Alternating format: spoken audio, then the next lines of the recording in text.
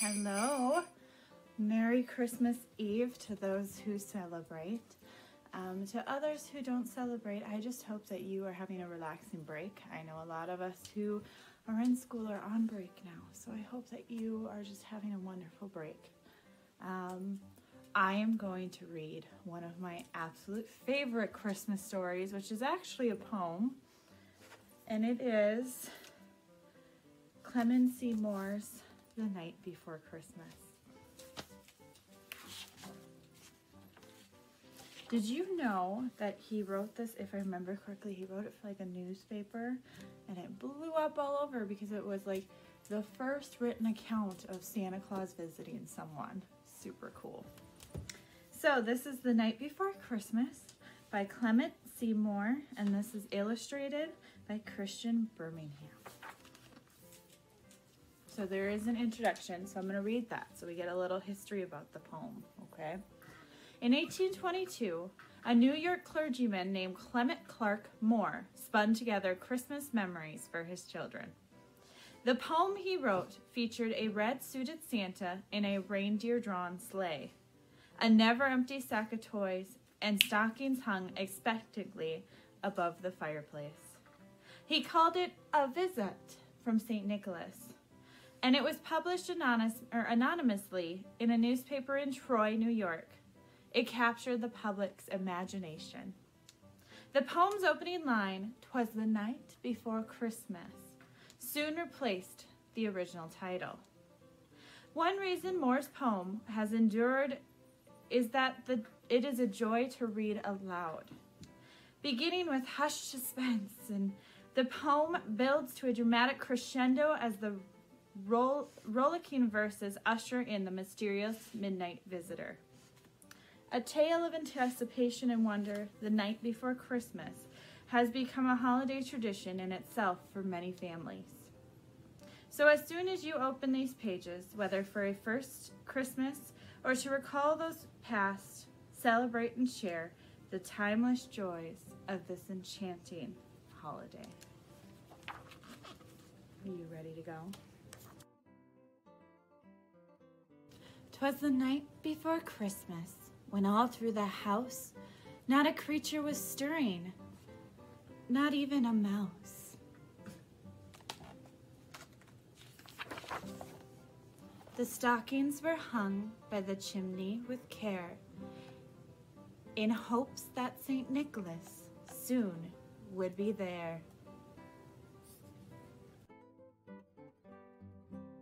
The children were nestled all snug in their beds, while visions of sugar plums danced in their heads. And Mama in her kerchief and I in my cap had just settled down for a long winter's nap. When out on the lawn there rose such a clatter, I sprang from my bed to see what was the matter.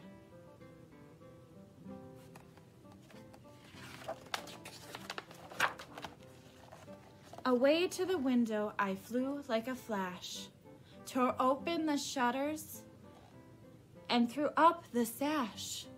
To the moon on the breast of the new fallen snow gave luster of midday to objects below. With the little old driver so lively and quick, I knew in a moment it must be St. Nick.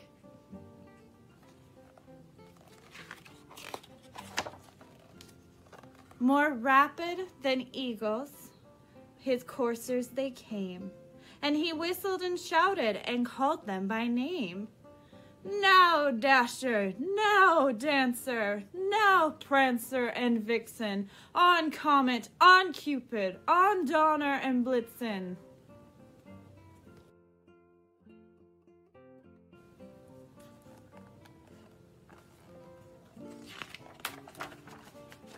To the top of the porch, to the top of the wall. Now dash away, dash away, dash away all.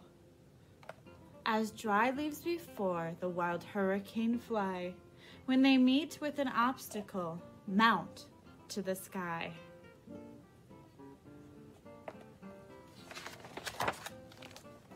So up to the housetop the coursers they flew, with sleigh full of toys and St. Nicholas too.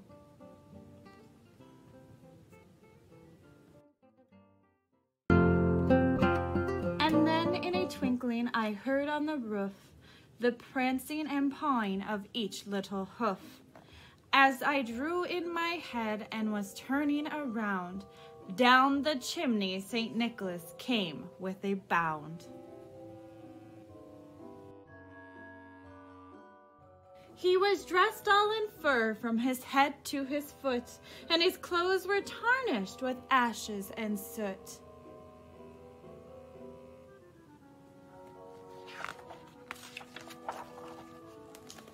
A bundle of toys he had flung on his back, and he looked like a peddler opening his pack. His eyes, how they twinkled, his dimples, oh how merry. His cheeks were like roses, and his nose like a cherry.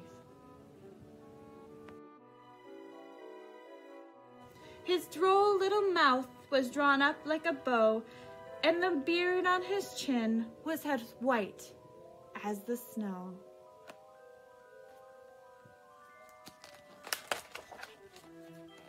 The stump of a pipe he held tight in his teeth, and the smoke it encircled his head like a wreath.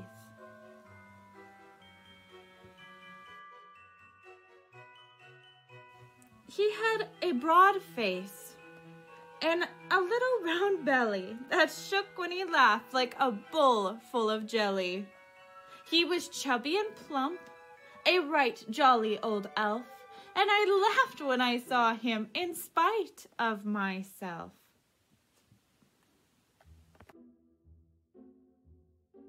A wink of his eye and a twist of his head soon gave me to know I had nothing to dread.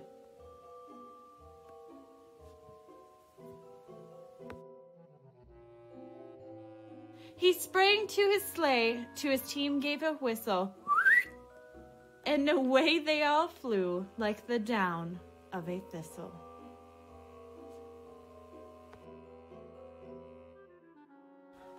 But I heard him exclaim as he drove out of sight, "Merry Christmas to all, and to all a good night."